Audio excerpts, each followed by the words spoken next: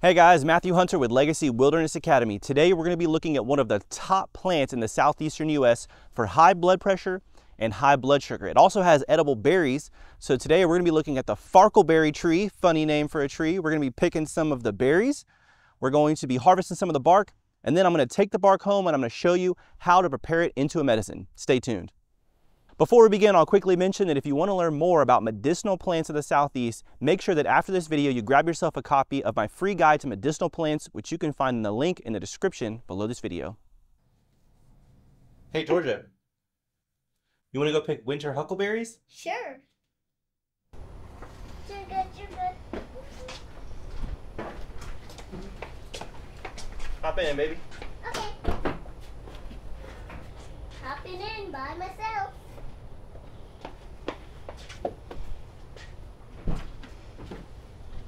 It's a beautiful day today. So today we're after a plant called farkleberry or sparkleberry. Another name for it is winter huckleberry. It's actually a species of blueberry that comes out in the late season. Most blueberries come out around April, May, but this one fruits around October. Right now it's the end of October, and the fruit will actually persist into the winter time, which is why it's called winter huckleberry. And so we'll be picking some of the berries today and then harvesting some of the bark. Joy, what are you reading? Christmas Carol. Nice. It's in a gray.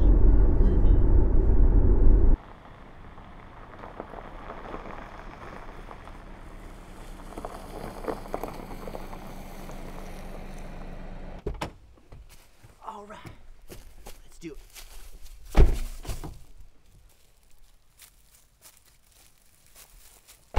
I'm gonna put this on you real quick.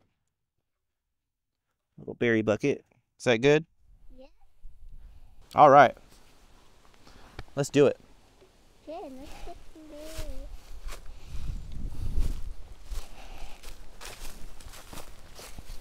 Here's what we're after. It's the Vaccinium arboreum, one of the largest species of blueberry in the United States. And actually that species name arboreum means tree-like.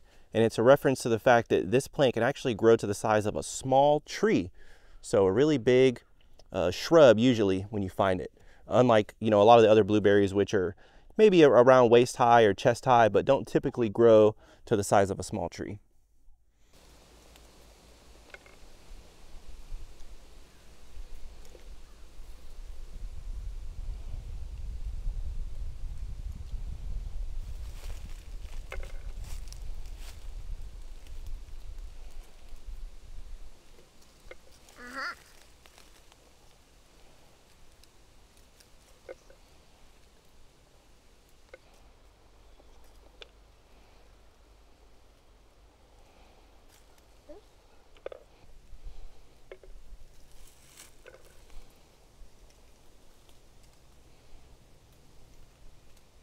The leaves of winter huckleberry are almost evergreen. They're what we would call tardy deciduous, which means that they do lose their leaves, but they kind of lose them a little bit late. And in some of those more, real deep southern areas, they may actually be evergreen year round. And then in the more northern areas, they're just going to be semi-evergreen or what we would call tardy deciduous. So they have those sort of leathery or tough leaves like a lot of evergreen plants do. The shape of the leaves is more round. They can vary in size. It can be really small sometimes, or sometimes they can be really big, but they're typically a round shape and they don't have any teeth on them. And then you can also see this sort of fungus that grows on them in the late part of the season. It's pretty distinct. And I'll put the name of that fungus on the screen. I forget off the top of my head, but it grows on this species of blueberry. Makes it really distinct, especially when it's fruiting. You can use this fungus to help sort of confirm your identification. And it doesn't appear to affect the fruit. It only grows on the leaves, so you can still harvest the fruit when you see it. One of the best identification features for this shrub is that if you look at the older trunks, the bark, as it starts to peel off, it sort of reveals underneath a layer of bark that has a reddish color to it. So you'll see sort of a brick red color. Really makes identification easy. Once you get the leaves down, once you get the sort of growth pattern down, you can sort of confirm it with this brick red color on the larger trunks. Nice socks, Joy.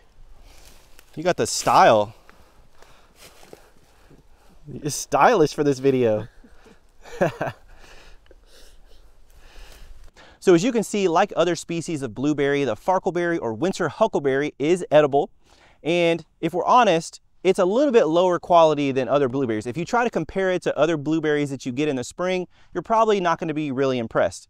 But if you really just take it for what it is, it's still pretty good. The only thing is it's a little bit more dry. It's not like really juicy like other blueberries, but it does taste just like a blueberry, and we really enjoy it. We like to add the fruit to our oatmeal. You can put them in muffins and everything else, so it's a lot of fun. Now the fruit do have some medicinal uses as well. Like all other blueberries, it's really good for eye health. So it's very good for just general health in the eyes. It's also packed full of antioxidants. And it might even be good for things like urinary tract infections because, like cranberries, everyone knows that cranberry juice is used for urinary tract infections. Well, blueberries and cranberries are in the same genus, Vaccinium. So you could definitely try the berries. But the main thing that I want to get across in this video is not the medicinal uses so much of the berries, but of the leaves and the bark.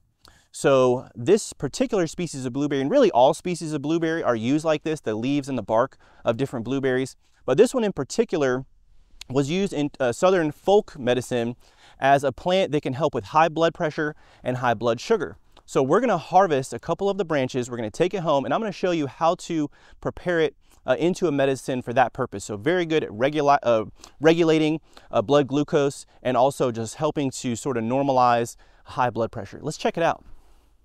All right guys, so to harvest the bark, we're just going to go ahead and take a little branch of this. So we want some sections on it that are longer and unbranched, and that way it's easier to carve up. So I'm just going to go ahead and saw this off. Like any medicinal tree or shrub where we're after the bark, it's the inner bark that we're after. But with this particular species, the inner bark is so thin that on the smaller branches, it's almost impractical to scrape it off with a knife. So on the larger parts of the trunk, we can scrape that inner bark off, and the outer bark's also just so thin that it's not really worth the time to separate the two. So we'll just throw the outer bark in there as well.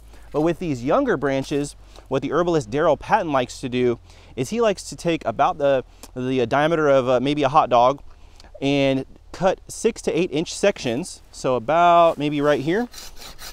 So we're going to cut that.